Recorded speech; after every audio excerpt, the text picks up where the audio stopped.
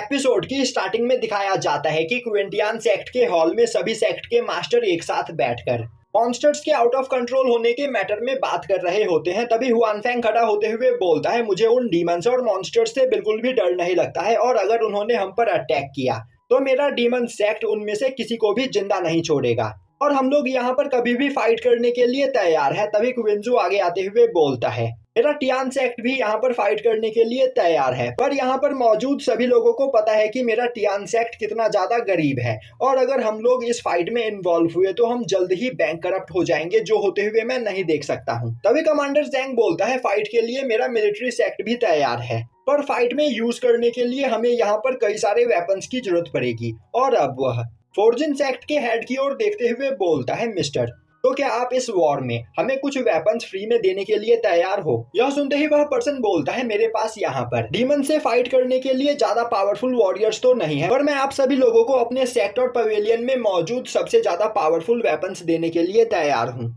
तभी वहां पर खड़ी सिंगसू बोलती है, तुम लोगों को यहाँ पर ज्यादा परेशान होने की कोई जरूरत नहीं। क्वीन बाई जल्द ही इमॉर्टल मैंशन से यहाँ पर वापस लौट आएगा, तब तक हमें यहाँ की सिचुएशन को संभाल कर रखना है। जिसके बाद आगे क्या करना है इसका फैसला क्वीन बाई ही लेगा, और अगर जल्द ही क्वीन बाई यहाँ पर वापस नहीं लौटा तो मुझे सब कुछ कंट्रोल करने के लिए डीमन डोमेन के अंदर जाना होगा। अब हमें इमॉर्टल मैंशन के अंदर रूबी और बाकी सभी डिसाइपल्स को दिखाया जाता है, जो लोग वहां पर गिरे हुए जेम्स को कलेक्ट कर रहे होते हैं। वहीं पर उनसे थोड़ी दूरी पर मौजूद क्वीन बाई डार्क प्रिंस को टॉर्चर करते हुए उसकी बॉडी के अंदर से जेम्स बाहर निकाल रहा होता है। अब इससे डार्क प्रिंस बहुत ही ज्यादा परेशान हो जाता है और अब वह जोर जोर से रोने लगता है, पर जैसे ही वह रोना स्टार्ट करता है उसके आंखों के अंदर से भी काफी कीमती जेम्स निकलने लगते हैं, जो देखते ही क्वीन बाई उसे और भी ज्यादा टॉर्चर करने लगता है। तभी मीक्विन के पास अचानक से सिंगसू का एक मैसेज आता है, जिस मैसेज को देखते ही क्वीन बाई भागते हुए मीक्विन के पास जाता है, और अब इस मौके का फायदा उठाते हुए डार्क प्रिंस उस जगह से भागने लगता है। दूसरी ओर मीक्विन क्वीन बाई को बताती है कि इमॉर्टल मैंशन के बाहर जरूर कुछ गड़बड़ है, और यहाँ पर आने से पहले सिंगसू ने मीक्विन को एक जेड दिया था और उससे कहा था कि जब भी यह जेड डिस्ट्रॉय हो जाए तब समझना कि यहाँ पर बाहर कोई प्रॉब्लम है और जल्द से जल्द बाहर आने की कोशिश करना। और अब यहाँ पर वह जेड डिस्ट्रॉय हो चुका है, तो उन लोगों को जल्द से जल्द बाहर जाना होगा। क्वीन बाई बोलता है, बस हमारा काम यहाँ पर खत्म ही होने वाला है, मैं बस यहाँ पर डार्क प्रिंस को मारने ही जा रहा था। और अब यह बोलते हुए वह जैसे ही डार्क प्रिंस की ओर मुड़ता है, डार्क प्रिंस वहां से गायब हो चुका होता है। तभी पीछे से काफी तेजी से डार्क प्रिंस रूबी पर अटैक करने की कोशिश करता है।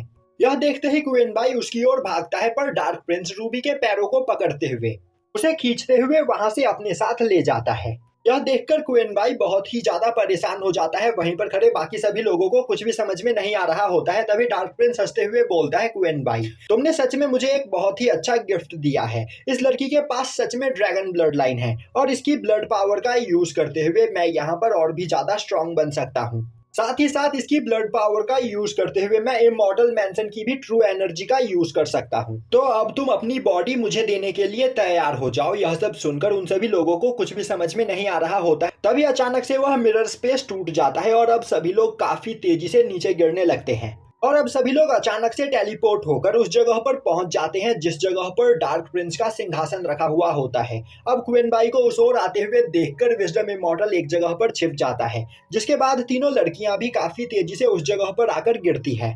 अब क्वीन बाई चारों ओर देखता है और बोलता है कि डार्क प्रिंस इस जगह पर मौजूद नहीं है, तो आखिर अब वह कहां जा सकता है। तभी उसे पत्थरों के नीचे से एक आवाज सुनाई देती है, और अब वह उन पत्थरों के पास जाकर पत्थरों को हटाता है, तो उन पत्थरों के अंदर से विजडम इमॉर्टल निकलकर बाहर आता है, जिसे देखते ही क्वीन बाई बोलता है, अब आखिर तुम कौन हो? विजडम इमॉर्टल बोलता है, मैं वही हूँ जिसे तुम यहाँ पर ढूंढ रहे थे, मैं ही हूँ विजडम इमॉर्टल। यह सुनकर क्वीन बाई को विजडम इमॉर्टल के ऊपर यकीन नहीं होता है, और अब वह अपनी स्पिरिचुअल एनर्जी का यूज करते हुए विजडम इमॉर्टल को स्कैन करता है। तभी विजडम इमॉर्टल बोलता है, तुम्हें मुझसे डरने की कोई जरूरत नहीं, क्योंकि मेरे पास थोड़ी सी भी स्पिरिट एनर्जी नहीं है, तो मैं तुम्हें कोई भी नुकसान नहीं पहुंचा सकता हूं। क्वीन बाई बोलता है, ठीक है, तुम मेरा यहीं पर इंतजार करो, मैं थोड़ी देर में वापस आया, जिसके बाद मैं तुमसे इस बारे में बात करूंगा।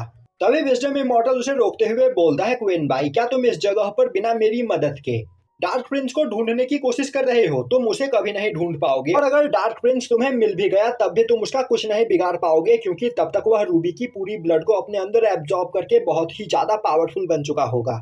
यह सुनते ही क्वीन बाई भागते हुए उसके पास आता है और बोलता है विजडम इमॉर्टल, तो क्या तुम मुझे बता सकते हो कि आखिर डार्क प्रिंस रूबी को लेकर कहाँ गया है? विजडम इमॉर्टल बोलता है हाँ, मैं तुम्हें उस जगह पर पहुंचा सकता हूँ। उसने रूबी की बॉडी के अंदर से ब्लड को निकालना स्टार्ट कर दिया होगा, पर अगर तुम जल्दी वहां चले जाओ तो तुम रूबी को बचा सकते हो। क्वीन बाई बोलता है तो फिर टाइम वेस्ट करना बंद करो और मुझे जल्द से जल्द उस जगह पर पहुंचाओ। विजडम इमॉर्टल बोलता है मैं यहाँ पर कोई भी काम फ्री में नहीं करता हूँ और तुम देख ही पा रहे हो कि मैं बहुत ही ज्यादा बिजी हूँ। तो अगर तुम अभी चाहते हो कि मैं यहाँ पर तुम्हारी मदद करूँ तो तुम्हें मेरे साथ एक डील करना होगा। तुम्हें यहाँ पर डार्क प्रिंस को मारकर इस पूरे के पूरे इमॉर्टल मैंशन को डिस्ट्रॉय करना होगा, जिससे मैं यहाँ पर आजाद हो जाऊंगा और इसके बदले मैं तुम्हें तुम्हारे सभी सवालों के जवाब दूंगा। यह सुनते ही क्वीन बाई काफी ज्यादा खुश हो जाता है और बोलता है तो क्या तुम मुझे यह भी बता सकते हो कि आखिर मैं फाउंडेशन रैलम पर कैसे पहुंच सकता हूं? जो सुनते ही विजडम इमॉर्टल वहां पर थोड़ा घबरा जाता है और बोलता है पहले मुझे यहाँ से आजाद करो, जिसके बाद मैं तुम्हें इन सभी चीजों के बारे में बताऊंगा। क्वीन बाई बोलता है ठीक है, मुझे तुम्हारा ऑफर मंजूर है, तो मुझे जल्दी से उस जगह पर टेलीपोर्ट करो। विजडम इमॉर्टल बोलता है तुम्हें वहां पर भेजने से पहले मैं तुम्हें एक बात बताना चाहता हूँ। एंशिएंट टाइम में एक काफी पावरफुल डीमन ने सेंग डायनेस्टी पर अटैक किया था, जो देखकर सेंग डायनेस्टी के सभी पावरफुल वॉरियर्स ने एक साथ मिलकर उस डीमन से फाइट किया था, पर वह सभी लोग उस फाइट में मारे गए थे। जिसके बाद सेंग डायनेस्टी के कुछ पावरफुल एल्डर्स ने जैसे तैसे करके उस डीमन को एक जगह पर कैद कर लिया और आज के टाइम पर वह डीमन इस इमॉर्टल मैंशन के अंदर कैद है, पर उसकी पावर पूरी तरीके से खत्म हो चुकी है। पर यहाँ पर डार्क प्रिंस रूबी की ड्रैगन ब्लड लाइन का यूज करते हुए उस डीमन को दोबारा से यहाँ पर पावरफुल बनाना चाहता है, और अगर वह डीमन पूरी तरीके से पावरफुल बन गया तो वह यहाँ पर बहुत ही ज्यादा तबाही मचा सकता है। अब हमें रूबी को दिखाया जाता है जिसे डार्क प्रिंस ने एक जगह पर बांधकर रख रखा होता है। वहीं पर वह उसकी बॉडी के अंदर से धीरे धीरे ब्लड को बाहर निकाल रहा होता है। अभी वहां पर रूबी को होश आता है और अब वह उस जगह से आजाद होने की कोशिश करने लगती है, जो देखते ही डार्क प्रिंस हंसते हुए बोलने लगता है बेवकूफ, तुम यहाँ पर जितना ज्यादा उछलोगी तुम्हारी बॉडी के अंदर से उतनी ही तेजी से ब्लड बाहर निकलेगा और यहाँ पर जल्द ही तुम्हारे ब्लड की पावर की वजह से मेरा ग्रेट डीमन जिंदा हो जाएगा, जिसके बाद मैं इस पूरी दुनिया पर राज करूंगा और मुझे कोई भी नहीं रोक पाएगा। साथ ही साथ यहाँ पर मुझे क्वीन बाई की बॉडी भी मिल जाएगी। तभी रूबी बोलती है तुम सच में बहुत बड़े बेवकूफ हो, और यहाँ पर अगर तुम मेरे बॉडी के अंदर मौजूद सभी ब्लड को भी अपने अंदर एब्जॉर्ब क्यों ना कर लो, तुम मास्टर क्वीन बाई को नहीं हरा पाओगे। दूसरी ओर क्वीन बाई उस मैजिक मिरर के सामने आता है जहाँ से विजडम इमॉर्टल उसे उस जगह पर टेलीपोर्ट करने वाला होता है, जो देखते ही वहां पर खड़ी तीनों डिसाइपल्स बोलने लगती है कि वह भी क्वीन बाई के साथ उसकी मदद करने के लिए वहां से आगे जाना चाहती है। पर क्वीन बाई उन तीनों को वहीं पर रुकने के लिए बोलता है और अब वह उनके हाथ में विजडम इमॉर्टल देते हुए बोलता है जब तक मैं वापस ना आऊं तब तक इस पर नजर रखना। और अब क्वीन बाई उस मैजिक मिरर का यूज करते हुए काफी तेजी से टेलीपोर्ट करके उस जगह पर पहुंच जाता है जहां पर रूबी कैद होती है। अब क्वीन बाई को देखते ही डार्क प्रिंस बोलता है क्वीन बाई मैंने जितना सोचा था तो मुझसे काफी जल्दी यहाँ पर आ गए, चलो कोई बात नहीं, मेरे ग्रेट डीमन का इस जगह पर थोड़ा टाइम पास हो जाएगा। क्वीन बाई अपने स्वॉर्ड को बाहर निकालते हुए बोलता है डार्क प्रिंस मेरी डिसाइपल को छोड़ दो वरना तुम बहुत पछताओगे। तभी डार्क प्रिंस उस डीमन को क्वीन बाई पर अटैक करने का ऑर्डर देता है। यह ऑर्डर पाते ही वह डीमन लगातार क्वीन बाई पर अटैक करने लगता है, पर क्वीन बाई उसके सभी अटैक्स को डॉज कर लेता है और अब वह काफी तेजी से अटैक करते हुए उस डीमन को वहां पर काटने लगता है, पर वह डीमन बार बार खुद को रीजनरेट कर ले रहा होता है।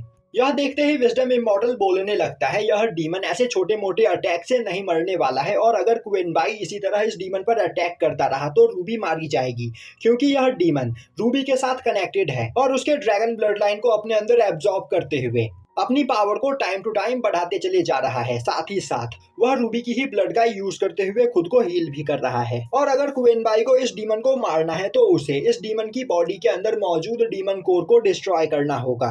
दूसरी ओर डार्क प्रिंस हंसते हुए बोल रहा होता है क्वीन बाई तुम इस डीमन को नहीं हरा सकते हो, और तुम जितना इस डीमन को इंजर्ड करोगे रूबी के अंदर से उतनी ही तेजी से उसकी ब्लड बाहर निकलेगी और वह उतनी ही जल्दी यहाँ पर मारी जाएगी, तो तुम्हारा हारना यहाँ पर तय है। तभी वह डीमन काफी तेजी से क्वीन बाई के ऊपर कई सारे अटैक्स करता है, पर क्वीन बाई उसके सभी अटैक्स को डिस्ट्रॉय करते हुए अचानक से उसके पूंछ पर अटैक करते हुए उसके पूंछ को काट देता है, पर वह डीमन दोबारा से अपनी पूंछ को रीजनरेट कर लेता है। यह देखते ही क्वीन बाई काफी तेजी से अटैक करते हुए उस डीमन के दोनों हाथ और दोनों पैरों को काट देता है, पर वह डीमन अपने हाथों और पैरों को दोबारा से जनरेट कर लेता है।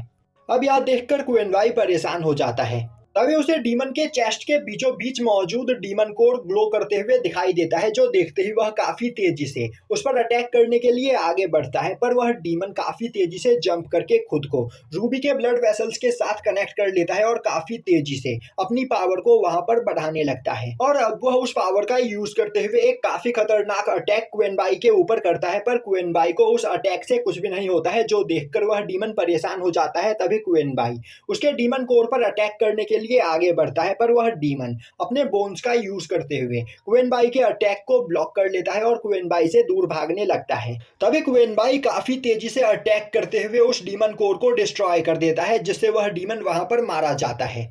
यह देखकर सभी लोग काफी ज्यादा खुश होते हैं। तभी एक दीवार के पीछे से निकलकर रूबी सामने आती है।